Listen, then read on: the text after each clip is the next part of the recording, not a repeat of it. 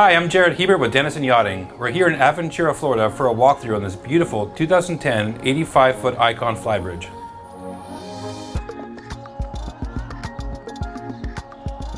She has stunning outdoor spaces, including a garage and a sprawling flybridge. Her interior is warm and inviting between her 4-stateroom layout and cozy salon.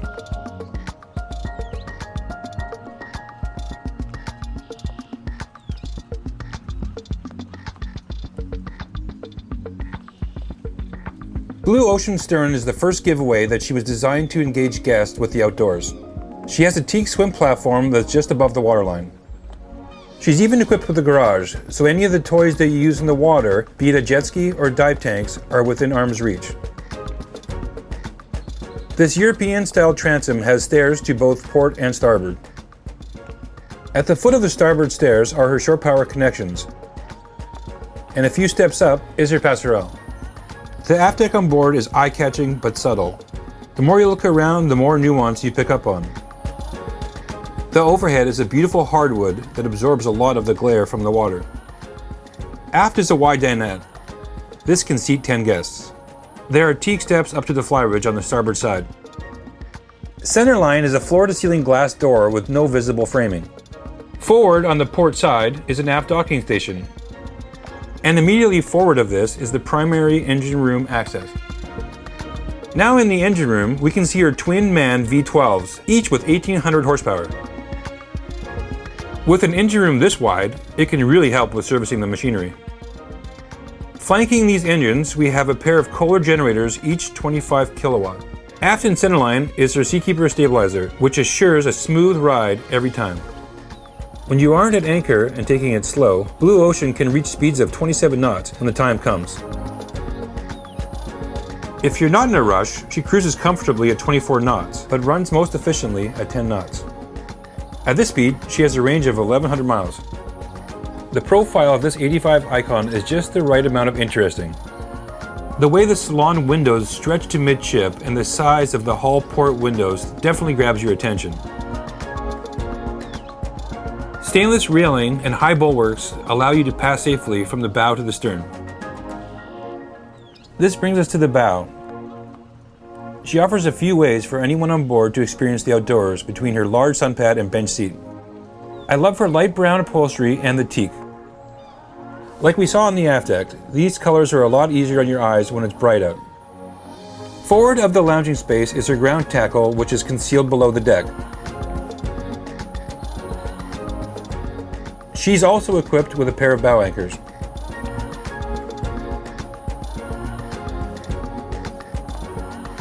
Next, let's check out the interior. This salon is more multi-purpose than a typical salon. Not only is there a comfortable seating area aft, there's also a minibar to starboard. Because of the darker wood tones, this is a cozy hideout when you need to get a break from the outside. You can pull down the shades and throw a movie on to recharge. In the forward section is the formal dining. Looking to the right of the dining table, we see the stairs that give us access to the guest accommodations, but we will revisit this later.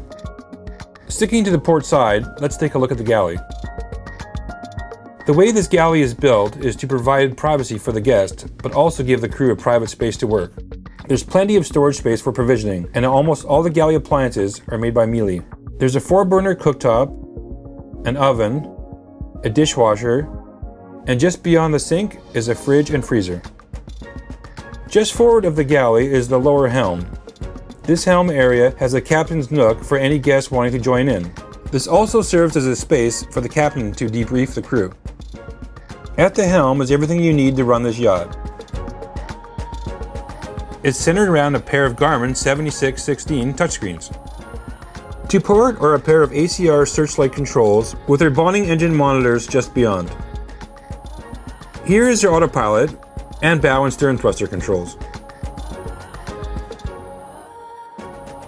Forward and centerline are the crew quarters. You first pass through the crew mess before coming to a bunk room and the captain's quarter. These cabins share a wet head. Our next stop is the master cabin, which is at the bottom of the stairs from earlier. This is a full beam master cabin with large round hall windows. Centerline is the king berth. Aft is a large walk-in closet. On the forward bulkhead is a TV and a double-wide mirror. Facing port is the perfect spot for a slow breakfast before a busy day on the water. Aft of this is an ensuite with his and her sinks, a head and bidet, and a gorgeous shower. The second stateroom can be found forward of the port side. It has twin berths as well as a Pullman. There's also an ensuite.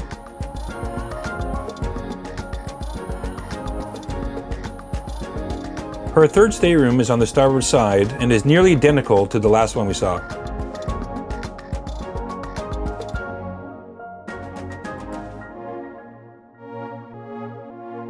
The fourth stateroom on board is the VIP, which is all the way forward.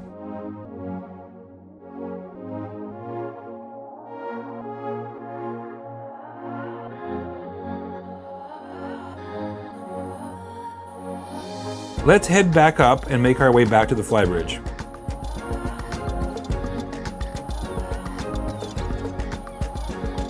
Most everyone who comes on board is shocked at how large and dynamic this Flybridge is. This is possible because of the magnitude of her large superstructure. This design leaves a larger footprint available for the Flybridge, and Aicon took full advantage. Aft are a pair of Sea-Doo jet skis and a davit to raise them and lower them out of the water. Next is her jacuzzi with space for 4. Adjacent is a U-shaped bar with a grill and sink on top and a fridge below. To port is a large alfresco dinette with seating for 8.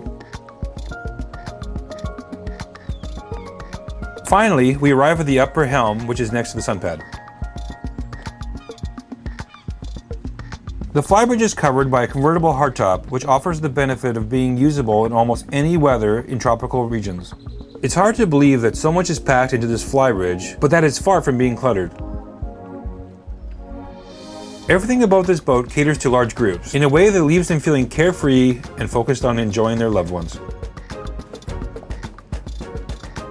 On behalf of myself and the Denison team, I would like to thank you for joining us on this walkthrough. If you have any questions or would like to preview the vessel, please feel free to call me at any time.